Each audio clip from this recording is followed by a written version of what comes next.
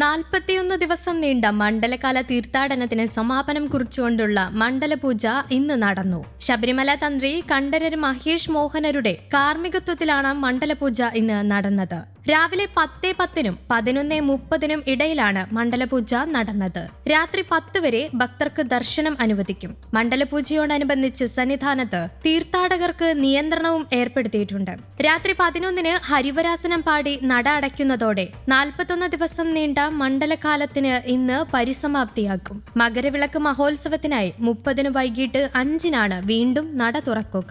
ജനുവരി 14 മകരവിളക്ക്. ഉച്ചയോടെ പമ്പയിലെത്തിയ തങ്കാംഗി ഘോഷയാത്രയെ ദേവസ്വം വകുപ്പ് മന്ത്രി VN വാസവന്റെ നേതൃത്വത്തിലാണ് സ്വീകരിച്ചത്. 18 പടിക്ക് മുകളിൽ തങ്കാംഗി എത്തിയപ്പോൾ Devaswom board president K Jayakumar, Devaswom board അംഗങ്ങളായ K Raju, PD Santhosh Kumar, Devaswom commissioner B Sunilkumar തുടങ്ങിയവരുടെ നേതൃത്വത്തിലാണ് തങ്കാംഗി ഏറ്റുവാങ്ങിയത്. സോപാനത്തിൽ വെച്ച് തങ്കാംഗി തന്ത്രി കണ്ഠരര് മഹേഷ് മോഹനരും മേൽശാന്തി ED പ്രസാദ് നമ്പൂതിരിയും സഹശാന്തിമാരും ചേർന്ന് ഏറ്റുവാങ്ങി. പിന്നീട് ശ്രീകോവിലിനുള്ളിലേക്ക് കൊണ്ടുപോയി. 6:40 തങ്കാംഗി ചാർത്തിയുള്ള മഹാദീപാരാധനയും നടന്നു. തുടർന്ന് ഭക്തർക്ക് തങ്കാംഗി വിഭൂഷിതനായ അയ്യപ്പസ്വാമിയെ ദർശിക്കാനുള്ള അവസരം ലഭിച്ചു. തിരുവിതാംകൂർ മഹാരാജാവായിരുന്ന ശ്രീ ചിത്തിര തിരുനാൾ ബാലരാമവർമ്മയാണ് മണ്ഡലപൂജയ്ക്ക് ചാർത്താനുള്ളതിനുള്ള തങ്കാംഗി 1973 നടക്കി വെച്ചത്.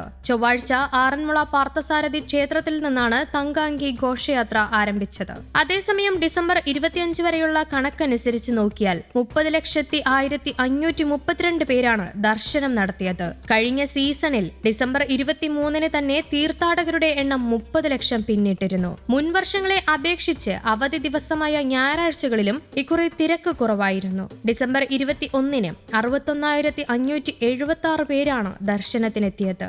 ബാക്കി ദിവസങ്ങളിൽ ഏകദേശം 80,000 മുകളിലും ഭക്തർ വന്നിരുന്നു.